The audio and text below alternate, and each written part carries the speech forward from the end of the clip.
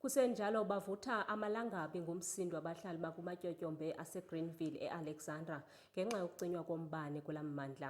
Abahlali bafunga ukuba baza kuthi gqolo ukuwutsweba umbane de urhulumente ababonelele ngezindlu ezifanelekileyo. Badine bakanonwabo abahlali base-Alexandra emjondolo yaseGreenville lokhu kulandela ekuthenini izikhulu ze-City Power zigaleleke kule ndawo ekuseni namhlanje zanqamula ugesi oxhunywe ngokungemthetho enyakatho neGoli. Bathi le eminye yemizamo ukuzinzisa ugesi wedolobha kanti lezakhamizi zikhala ngokuthi akekho oxoxisana nazo, bakhala ngokuthi babona sekufika amaphoyisa nezibhamu kungekho okhulume nabo.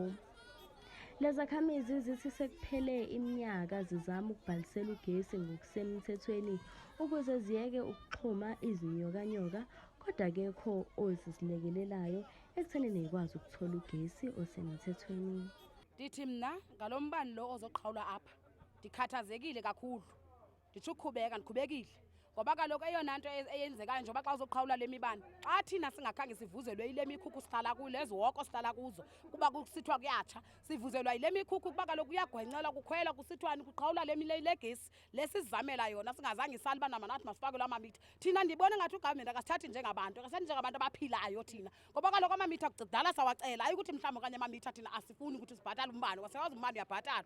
Andazi uba kungonje uba kuyipasika ngoku sizokwenza kanjani. Sibeleke abantwana bazogodola baye ezikolweni bubusika ngoku buqalile ubusika and bamalani xa kuthiwa mhlawumbi kukhona into ebhizi ubusika okanye mhlawumbi kuthiwa kuthe kungamaholideyi bazoqhawula umbane. Ramaphosa ngokhulu uzithoba tata sicela umbane sokwazi ukubusa ukuvota, siyavota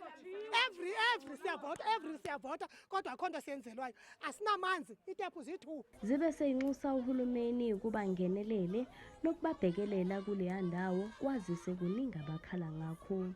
Ezindabeni zeSoweto TV ngingonobuhle wakwaNdlovu ngibika ngiseGreenville eAlexandra.